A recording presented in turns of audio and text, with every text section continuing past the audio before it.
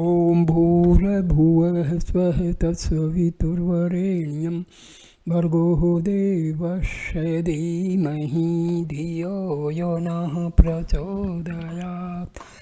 Om Shanti Shanti Shanti. Namaskar my dear friends, this is second video on the Brahmgyana or Brahmavidya or the knowledge of the self as described in Brihadarnayaka Upanishad. I start this video from the last paragraph of the first video. This shining immortal person who is in this earth, and with reference to oneself, this shining immortal person who is in the body, he indeed is just thus the self. This is the immortal, this is Dharma, this is all.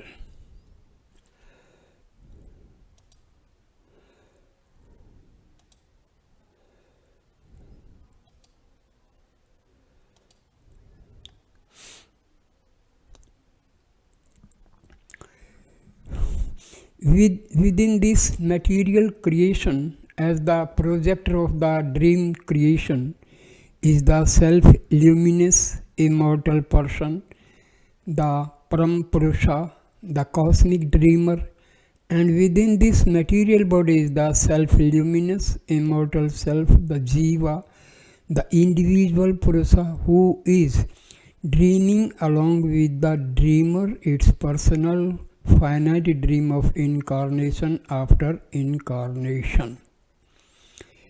See, as Brahma is omniscient, omnipotent, omnipresent, same way Atma is also omnipotent, omniscient and omnipresent. So, like Brahma, Atma is also having infinite spectra of spirituality.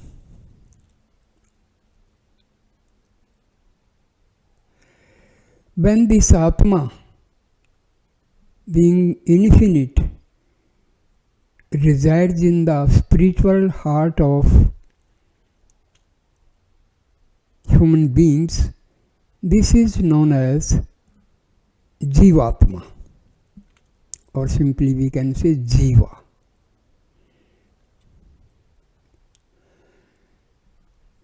Atma and Paramatma, there is no difference as per non-dual Advaita Vedanta.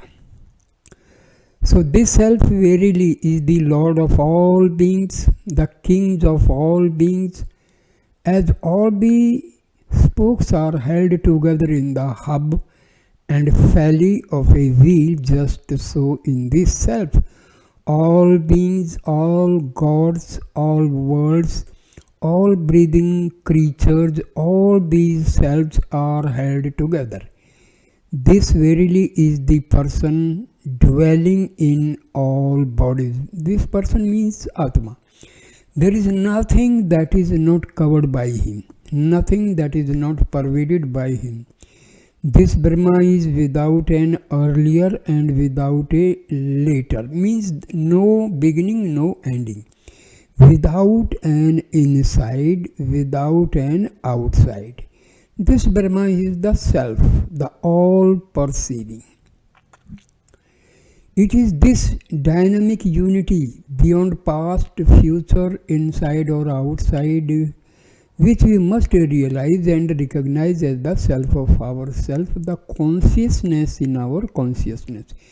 That means Atma and Brahma are beyond past, future or present, beyond time.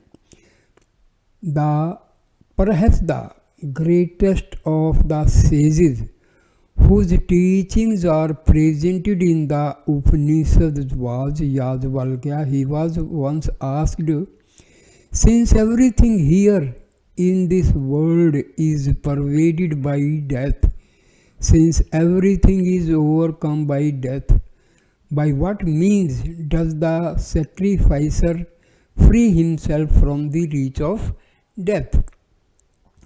Yajnavalkya replied, by speech, vak, verily, through speech. This speech is freedom, mukti, liberation. This is complete freedom. By the power of sound, liberation is attained as is stated by the last sutra of the Brahma Sutra. Through mantric invocation of the immortal, the yogi becomes liberated, not partially but completely. Yajnavalkya said, when such a person, a liberated sage, dies, do the vital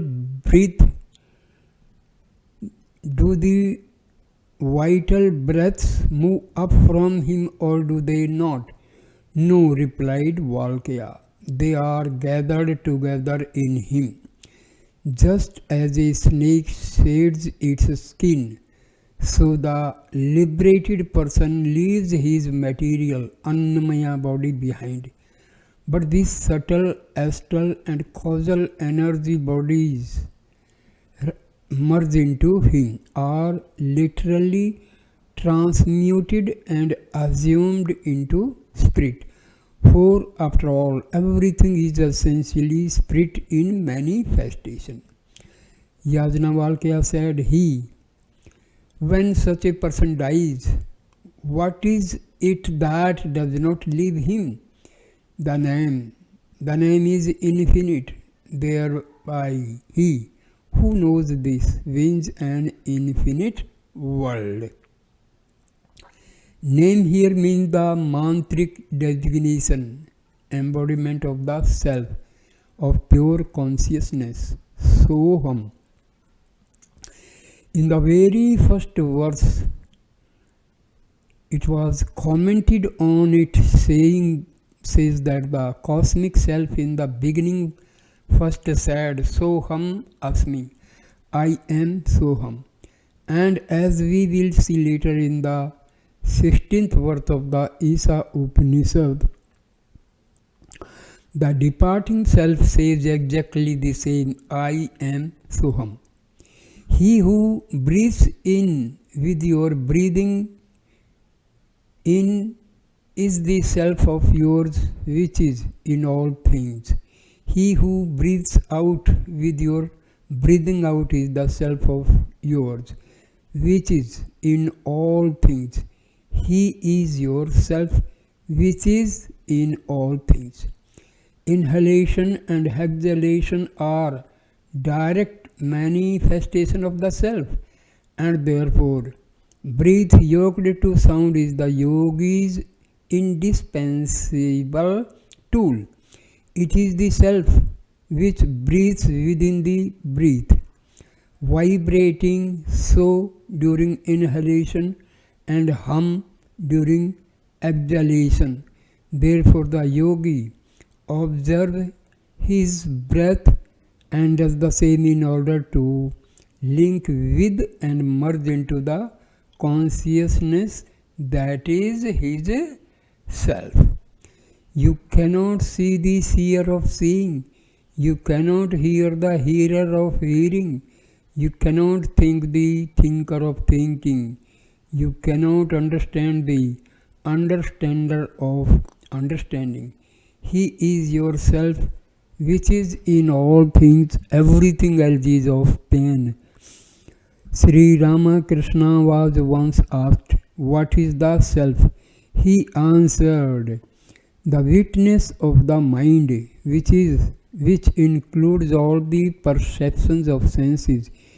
It is consciousness itself. Artha means pain, pained, distress, distressed, and affliction, afflicted, which certainly apply to both the world and those in it. Everything but the self is artha.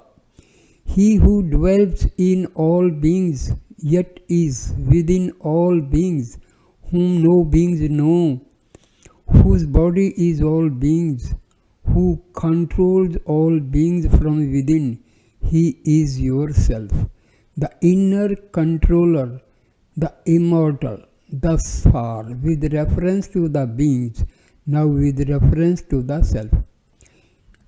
He who dwells in the breath, yet is within the breath, whom the breath does not know, whose body the breath is, who controls the breath from within, he is yourself, the inner controller, the immortal.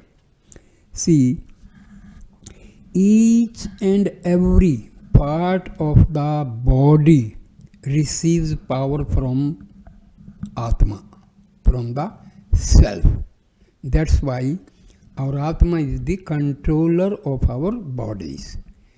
Because Atma provides the vital force, prana, power to all the body parts. Thoughts originate from the Atma. After thought only, person is able to act.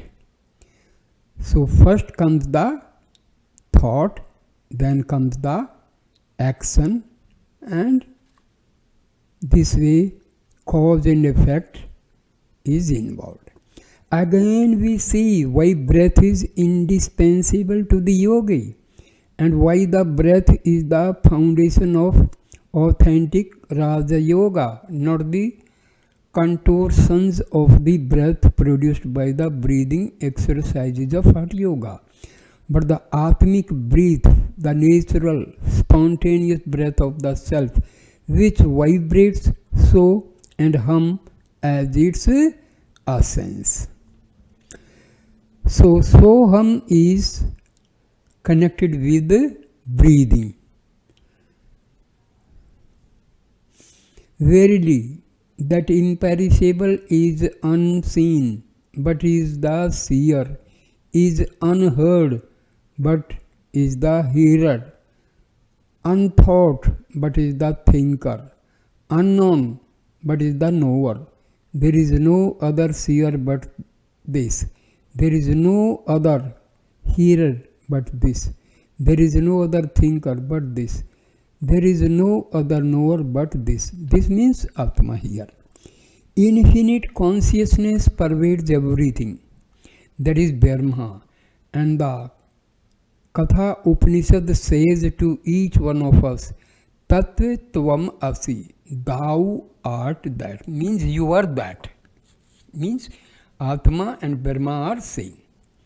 Then Vidagdha Sakalya asked him, how many gods are there, Yajnavalkya? He answered, 303 and 3003. How many gods are there, Yajnavalkya? 33. How many gods are there, Yajnavalkya? 6. How many gods are there, Yajnavalkya? 3. How many gods are there, Yajnavalkya? 2. How many gods are there, Yajnavalkya? 1.5. How many gods are there, Yajnavalkya? 1.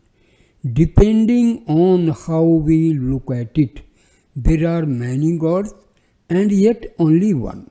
In the following 27 verses, there are enumerations of the gods indicated by all the numbers before one. You will find them in the complete translation of the Upanishad, but at the very end we find this. Which is the one God, the breath, prana, he is Brahma. They call him Tyat, that. Here again we see why the breath is an indispensable element of yoga sadhana. The self is not this, neti, neti. He is incomprehensible, for he is never comprehended. He is undestructible, for he cannot be destroyed. He is unattached, for he does not attach himself. He is unfettered, he does not suffer, he is not injured. This very clear, but let us recall the glorious words of the Bhagavad Gita. It is known that the unreal never comes to be and the real never ceases to be. The certainty of both of these principles is seen by those who see the truth. Know indeed that by which all this universe is pervaded is indestructible. There is no one whatsoever capable of the destruction of the eternal. Neither is the self slain, nor yet does it die at any time, nor having been will it ever come not to be. Birthless, eternal, perpetual, primeval, it is not slain whenever the body is slain. This self by weapons is cut not. This self by fire is burnt not. This self by water is wet not. And this self is by wind dried not. This self cannot be cut, burnt, wetted, nor dried.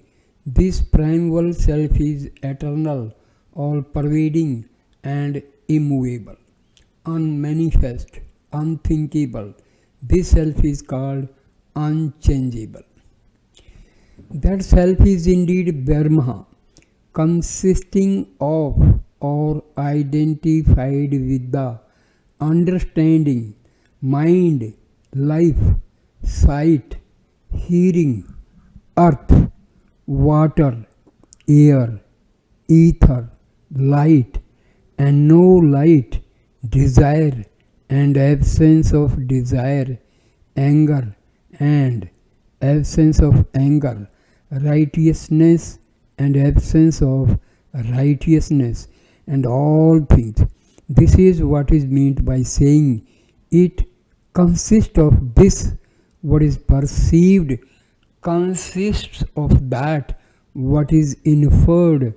According as one acts, according as one behaves, so does he become. The doer of good becomes good, the doer of evil becomes evil.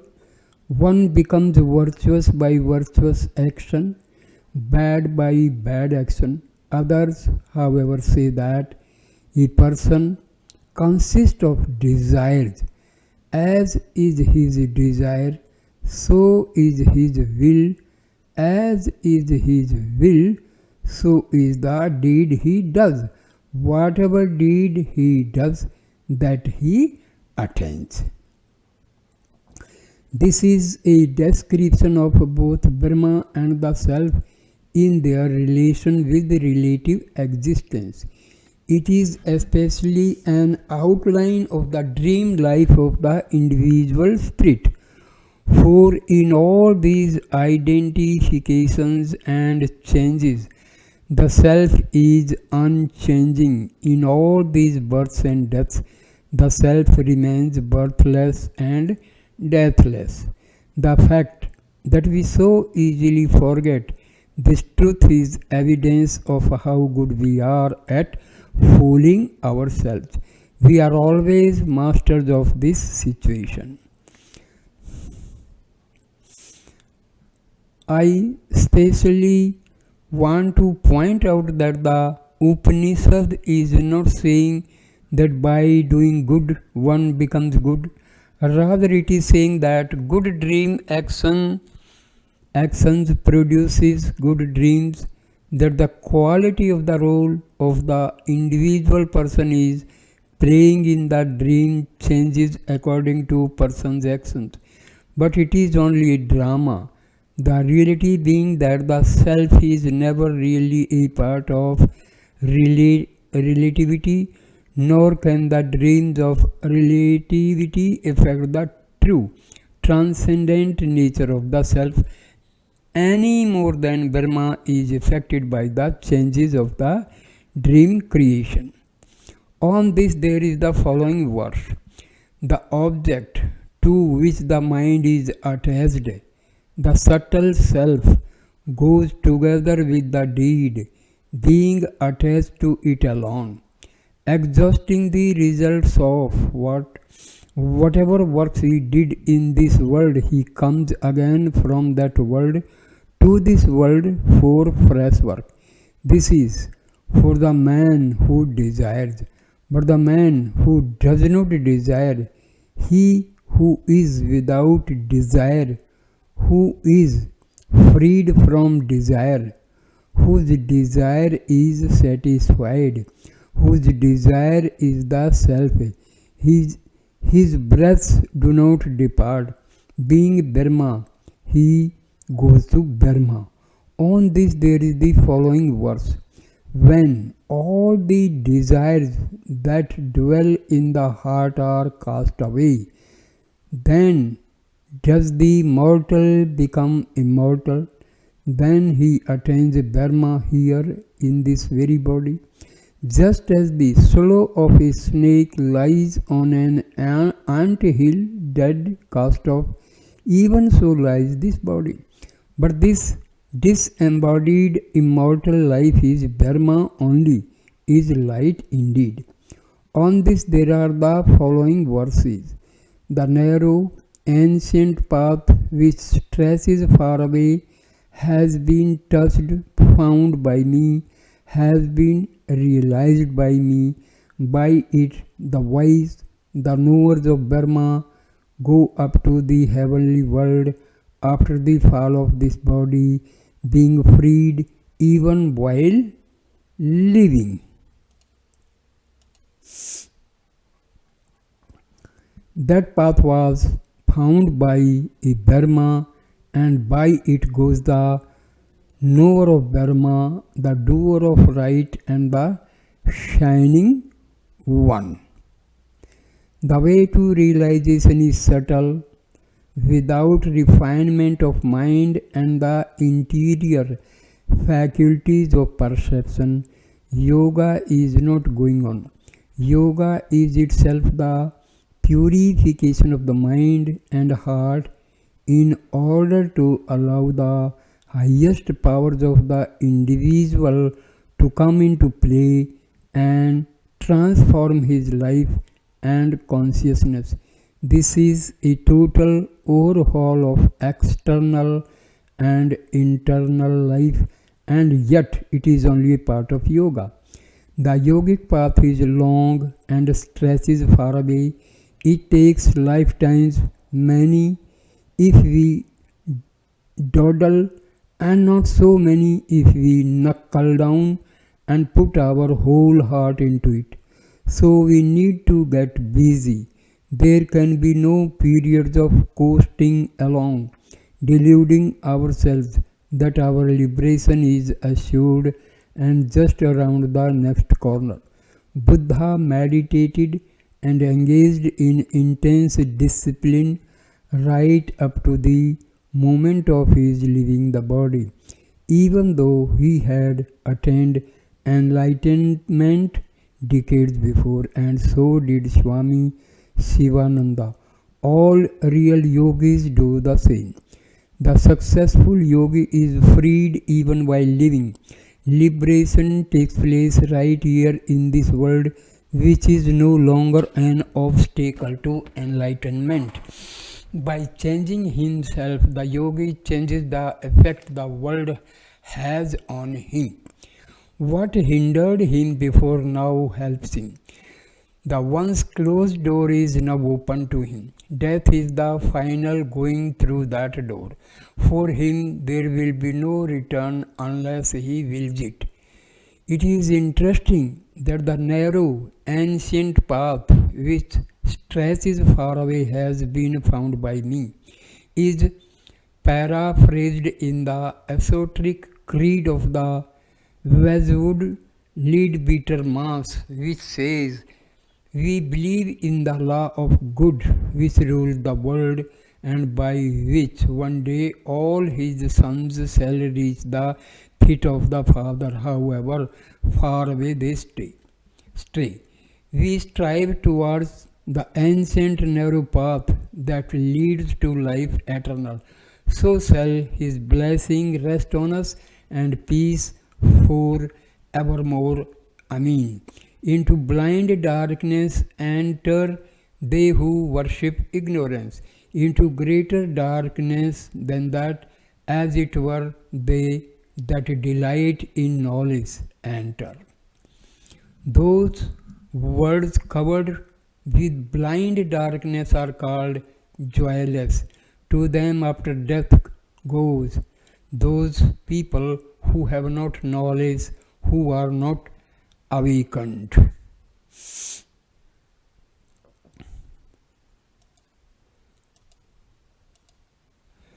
Those who worship the darkness of ignorance enter the realms of darkness after death, and those devoted to knowledge, that is no true knowledge at all, but also ignorance, enter into even darker worlds after death.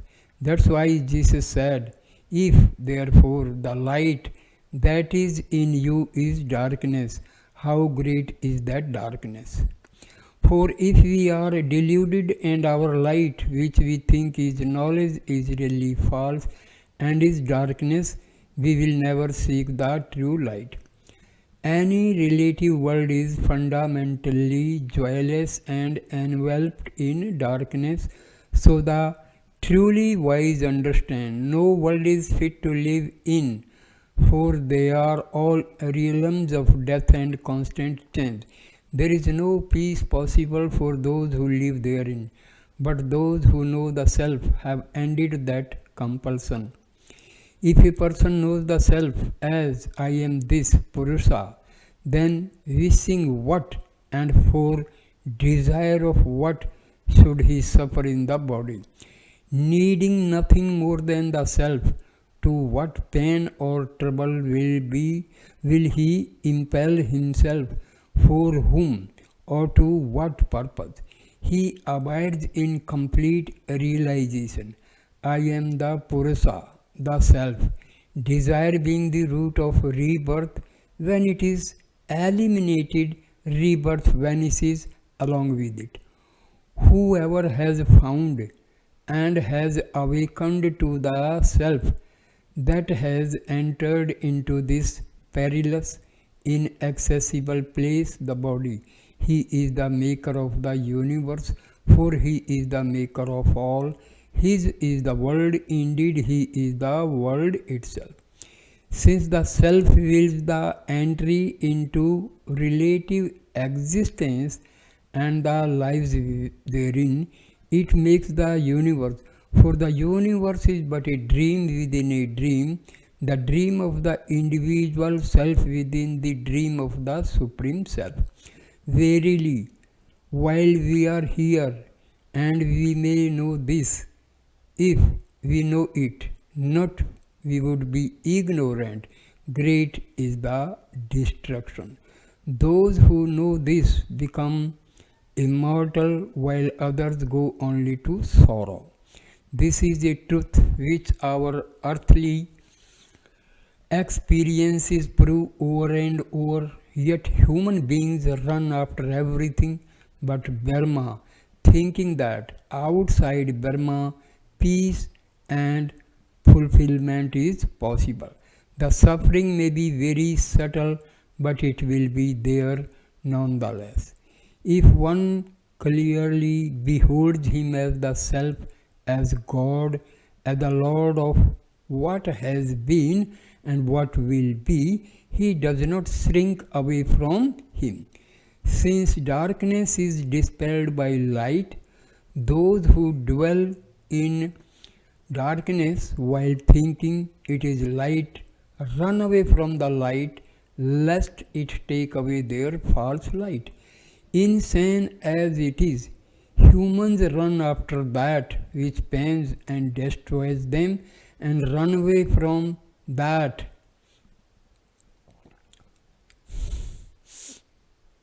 which pains and destroys them, and run away from that which can end all suffering and death for them. This is what it means to be truly negative. Darkness is seen as light and light is seen as darkness. It is like a photographic negative in which the light portions are dark and the dark portions are light.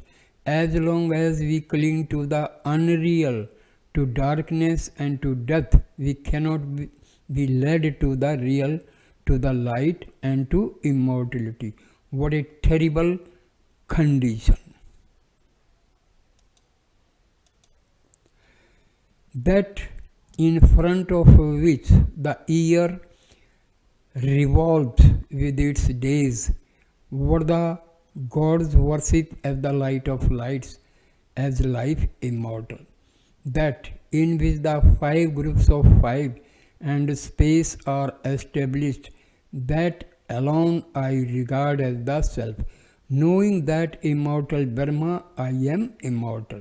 So I end this video here and continue the same knowledge of the self in the third video. So thank you for watching this video. Please like, comment and share the video. Subscribe the channel. Third video will start, that in front of which the year revolves with its days. So third video will start from this sentence. So thank you my dear friend. Please like, comment and share the video and subscribe the channel. Thanks a lot. Namaskar.